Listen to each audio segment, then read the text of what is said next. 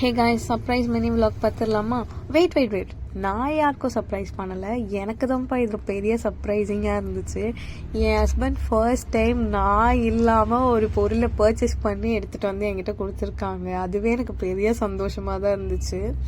So ரொம்ப நாளாக நம்ம ஏதாச்சும் ஒன்று வாங்கணும்னு திங்க் பண்ணிகிட்டே இருக்கும் போது அது நம்மக்கிட்ட அது நம்மளுக்கு சர்ப்ரைசிங்காக வந்தால் எப்படி இருக்கும், அந்த மாதிரி தான் எனக்கு இருந்துச்சு இந்த ஃபீலு.